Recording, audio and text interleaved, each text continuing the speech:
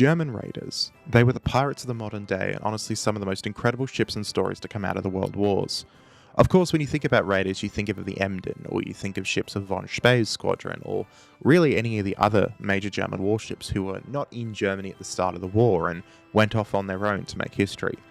You tend not to think about what came after. And that's what we're going to talk about today, the first German commerce raider, built into a civilian hull, but not just any civilian hull, a merchantman's hull, relying on secrecy rather than speed, rather than firepower to strike from the blue. The Seagull, the SMS Möve. Welcome back to 5 Minute History, the weekly series where patrons choose the topic. This will not be 5 minutes in the slightest, but it's a great story, so you'll be here for probably the next 15 minutes. It's the tale of the SMS Möve.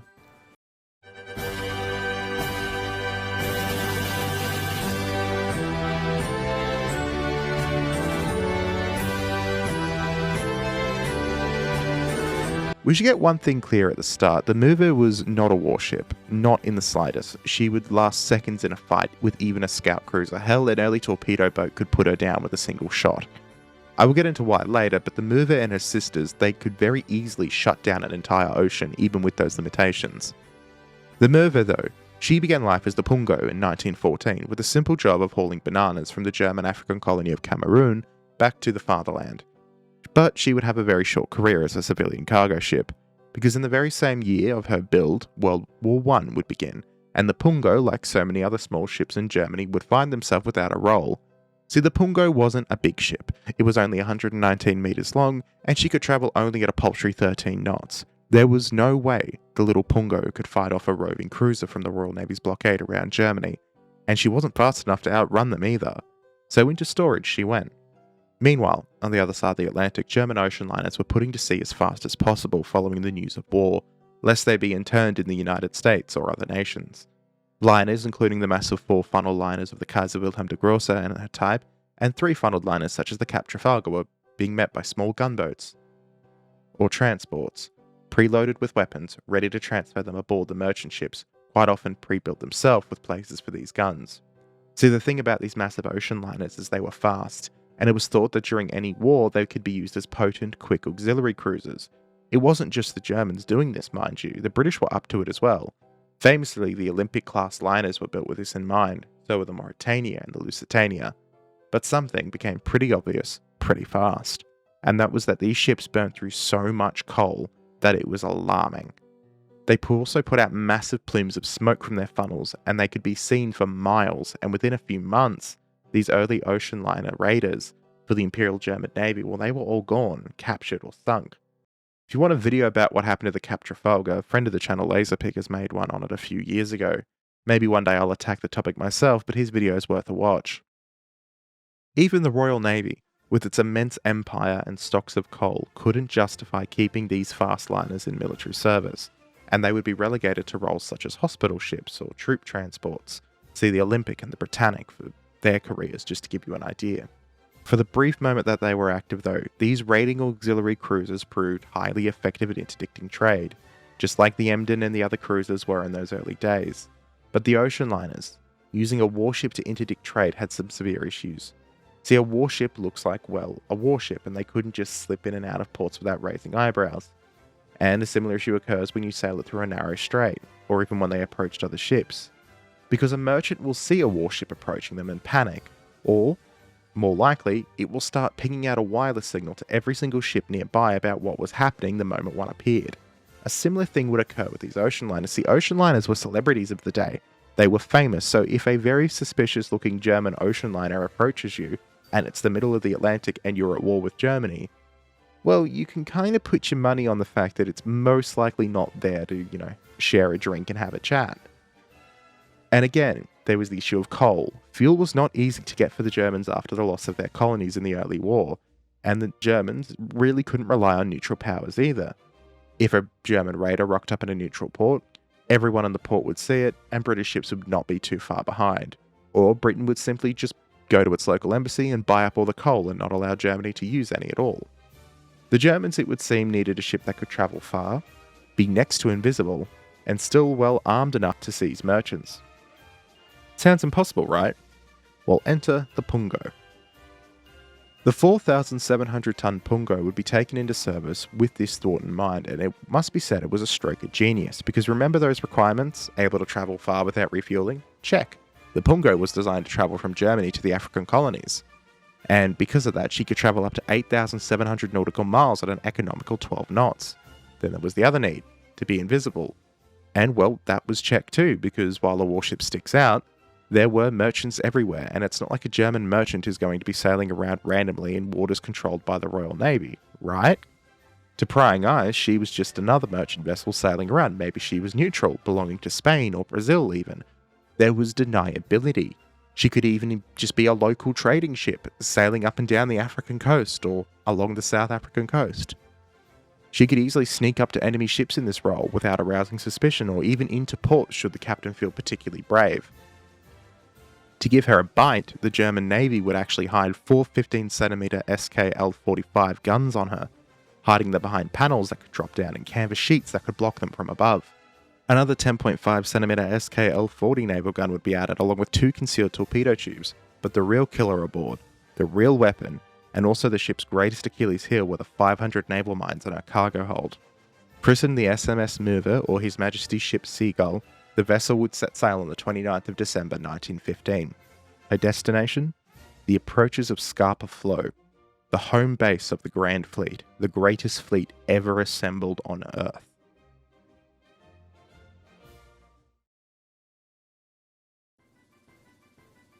Möwe made her way slowly across the North Atlantic, and she was able to reach the Pentland Firth, not far from Scapa Flow, without any issues. Through a mixture of luck and poor weather, the raider was able to lay her mines at the minefield across the Firth and make her escape.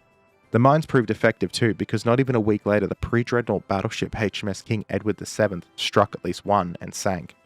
The Royal Navy was now on alert though and searching for the raider, and they would fan out across the North Sea, but it would be for nothing, because the Möve was already off the coast of France, having sailed around Ireland, dropping another string of mines in the water that would claim 2 more ships before making her way into the Atlantic and as far as the Brazilian coast. The Möve would follow a very simple process when spotting an enemy ship during this period. If it was a warship, she would use her disguise and run away, pretending to be a neutral or allied vessel. If she was a merchant though, well, the Möve would sail closer, and then when the enemy vessel was too close to run, the German ensign would be raised. She would drop her disguise and aim her guns at the enemy ship and fire a shot across the bow. The enemy merchant would be given a choice: seesaw communication and surrender, or be sunk at point-blank range. The Germans were that close. They couldn't miss. The crew would then board the enemy ship, transfer any important cargo and goods, refuel if needed from the ship's coal, and then sink the enemy vessel, taking the crew prisoner. By the 16th of July 1916, Möwe had had a highly successful voyage. She'd captured and sunk the Corbridge, Farringford, Drummondby, Author, Trader, Adrienne, and she'd taken in consort the Apam, a passenger ship, to hold her growing prisoners.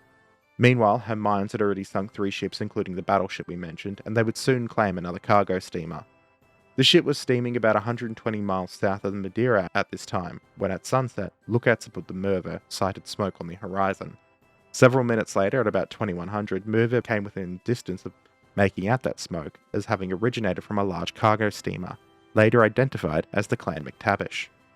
By the time Möve came within close range, it was dark. So, the ship approached cautiously. Using a signal lamp, the captain of the Möve, Duna Schulden, asked the cargo ship's name.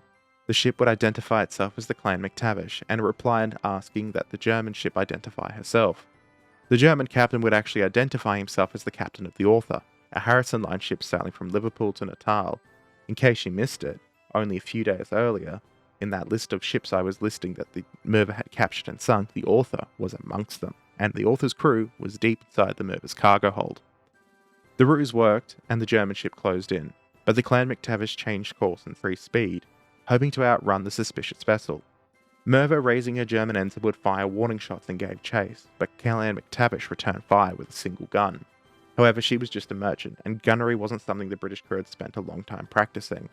The German ship would suffer no damage, or casualties, but nevertheless she soldiered on, firing, and in desperation sending wireless telegraph distress signals that were being received by nearby cruisers, particularly the HMS Essex. The Defiance, though, didn't amount to much. After taking 4 hits, Clan McTavish caught fire, and her captain signalled his surrender to Möve, which moved in to board the ship. The Essex never responded. her radio operator never relaying the message to the commanding officer of the ship. We don't know why. 18 crew members of the Clan McTavish were killed in battle, and 5 others were wounded. A boarding party from Möve captured the ship and removed her surviving crew as prisoners. Clan McTavish's captain, as it turns out, was a Royal Navy reservist, which explains his resistance. Once the crew had been transferred, there were over 500 prisoners of war on the Möve and accompanying a palm. After sinking Clan McTavish, Möve rejoined a pub and set westward courses to avoid any Royal Navy cruisers responding to the wireless calls out from the British ship. During this journey, they actually came within 100 nautical miles of a pair of British light cruisers. Möve then went on to sink the following ships on her voyage: Edinburgh, Luxembourg, Flamenco, Westman, Horace, Moroni, and Saxon Prince, before heroically returning to Germany with much fanfare. Upon her arrival, the captain of the Möve was awarded the Iron Cross second class. One interesting fact about this voyage, though, was that the Möve had a particular sailor aboard who, after this voyage, would go on to take command of his own raider, the sailing ship SMS Ziadler, on her voyage to the Pacific, none other than Felix von Luckner. Mike Brady did an amazing video on Felix Luckner and the Ziadler, so I will link it in the pinned comment. Möwe itself had become somewhat of a celebrity following her first voyage, and an embarrassing thorn in the side of the Royal Navy. The Kaiserliche Marine, intent on keeping up the ruse, renamed the ship to the Veneta, and she would undertake a brief raiding cruise off the coast of Norway, capturing the 3,326-ton steamer Eskimo before returning to port for a refit. On the 23rd of November 1916, Möwe would once again begin a raiding voyage under her proper name. That would taken in itself be one of the most successful commerce raiding voyages in history. Slipping the blockade through the North Sea, Möwe first struck on the 6th of December, taking the steamship SS Mount Temple, which was full of, I kid you not, dinosaur fossils, on her way from Canada to Liverpool. Within a week, she would take the SS Georgic from the White Star Line too, and then over 4 months she would add 25 more ships to her kill list, with one ship, the SS Yarrowdale, returning to sea a few months later as the SMS Leopard, another commerce raider. Although unlike Möwe, she would run straight into the teeth of HMS Achilles on the 16th of March, and she went down with 319 of her crew. The Möwe would actually take her first damage during this voyage, when she pursued the New Zealand merchant vessel Ataki near the Azores. Much like Clan McTavish on her voyage, the Ataki was armed with a single gun, in this case a 120mm stern-mounted weapon designed to defend the ship while she ran away. The Ataki's captain, Archibald Bissett Smith, had absolutely no intention of surrendering though, and as the ship fought on in a 20-minute duel at only 2,000 yards away, Ataki weathered the damage, going down, being hit over 30 times, her captain dying with her. He would later be awarded the Victoria Cross for his ship's gallantry, being described in his citation as staying aboard the ship, directing men while the ship went down, British colours still flying. Ataki's action wasn't for nothing though. She hit the Möwe multiple times during the engagement, setting fires and causing enough damage to the German raider that for all intents and purposes she was mission killed. Möwe would return home taking just 2 more smaller prizes before making her way into port on the 22nd of March 1917. Möwe, damaged and bruised, was considered now to be too valuable to risk again. She was, after all, the raider that had ran the blockade not once, not twice, but technically 3 times, albeit one of those was under a different name. Any more rolling of the dice and this powerful tool of propaganda could be lost, and well, it was 1917. Germany needed every win it could get. The ship would be removed from service as a raider and refitted to act as a submarine tender in the sheltered Baltic Sea, before being renamed the Ostsee in 1918, and acting as an auxiliary mine layer in those last few days of the war. After the war, the ship would be caught up in the Treaty of Versailles, and would actually be awarded to Britain, where she would become the Greenbrier, until 1933 when she was purchased by a German company and renamed the Oldenburg. Möwe would actually survive almost the entirety of the Second World War, that is, until the 7th of April 1945, when she was found by Bristol Beaufighters operating as part of Coastal Command. Interestingly, one of the squadrons that found her was No. 489 Squadron of Royal New Zealand Air Force, and just like the Ataki, a ship of the New Zealand Line in the First World War, just like the Ataki took her out of the First World War, it would be Kiwi pilots along with British and Australian allies who finally put the ship down, riddling her with rocket fire and cannon shell. Möwe was not the most successful German raider. Arguably that honour goes to the SMS Wolf, a story that I may one day cover because it interestingly was the first ever history book I read cover to cover as a kid. But that today is the story of the SMS Möwe. And no, it was not 5 minutes, and no, I'm not even remotely sorry. It is too good to shorten. Like, comment, subscribe. Thank you, patrons, and I will catch you all next time.